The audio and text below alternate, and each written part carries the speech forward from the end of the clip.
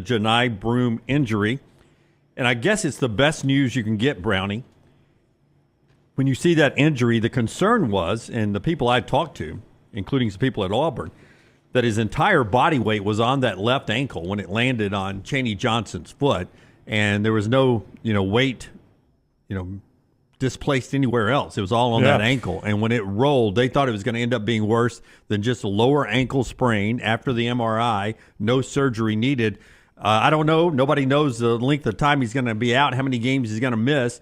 But all of that is the best case scenario, I think. Well, so, Lance, when you see a guy go off and he's got to be on the shoulders and can't even put weight on something, you get worried about it. Well, yeah, and then when you see, as Dunaway said, the replay. Yeah, the replay. But then the most concerning thing is probably real-time, 30 minutes later, he comes back out for the post-game celebration and still can't put weight on it. That was when I really started to get worried about Johni Yeah, the Broome. ankle, and we talked about this a couple of weeks ago, man. It is, you've got so many varieties of the sprain.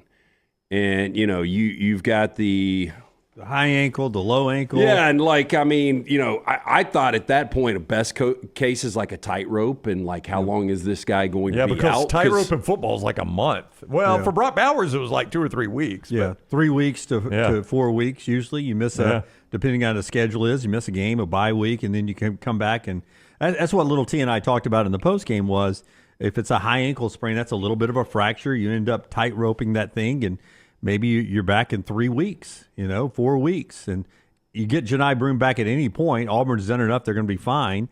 And the committee does a really good job about, judging you as a player, as a team you are with your best player. When they're out, they sort of throw those games out, and you go back to being the Auburn you were before Johni Broome. But the thing I want to get to here off the injury is, and again, we don't know how many games he'll miss. Their next one is against Mississippi State. Yeah, and Mississippi State, obviously a good team. Good news that game is in Auburn. Yeah. In Starkville, I'd be a little worried about that. But now you got to go to Athens after that, and Georgia, especially at home, has become a really, really good team. Well, I wanted to get to that. Okay, so let's do that. So for Auburn, talk about with and without Johni, right? Yeah, let's see. Johni's not there for the next 4 games. Okay, they're home to Mississippi State. That's still a win.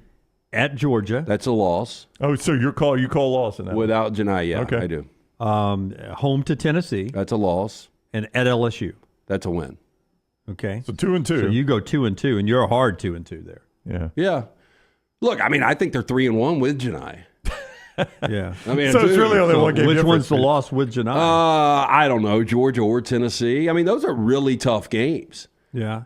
And then after that, it's at Ole Miss, at Oklahoma, if you extend this out to 6. At Ole Miss and home to Oklahoma. At Ole Miss is tricky. Chris Beard's got them playing very, very well. Alabama's about to see them this week. Then you have 2 other games. And then that 9th game, if he missed 9 games or 8 games, he comes back for the Alabama game. So there's still 8 more full games before that first meeting with Alabama. See, I wanted to make the case that how good of a team is Auburn without Johni Broome? Like if Johni Broome didn't exist, if he didn't exist, how good is this team? Well, I think you would figure it out. With that said, we go back to their Final Four run, and they were missing their best player, right?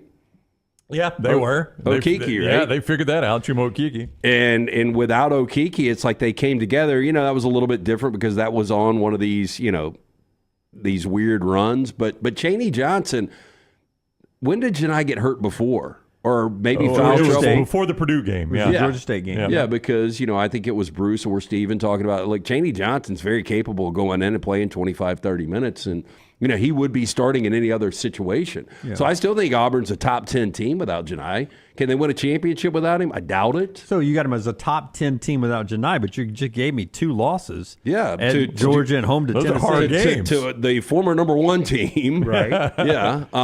And then we're talking about a Georgia team that I believe is a top 25 team, especially at home. Yeah, and you're on the road in SEC play, which we're learning is super difficult because even before Broome got hurt, that game was in question. South Carolina was up 8 at the half. 6 or 8 at the half. They had kept Auburn at arm's length that whole first half. That was going to, if Johni Broome stays in that game for the full 40, that was going to be a tough win for Auburn. Yeah, Auburn was down 6 at the half, 40-34. And Janai was 2 of 8, 4 points, 3 defensive, 3 rebounds.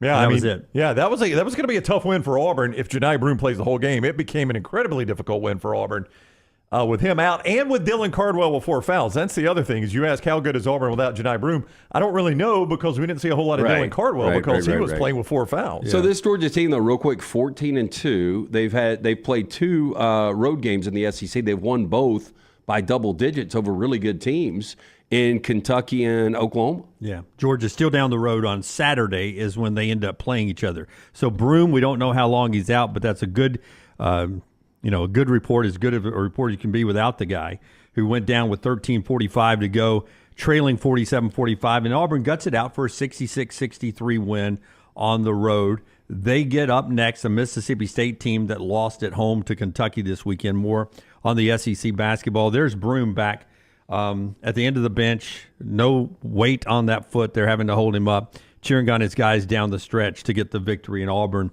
comes on with the win.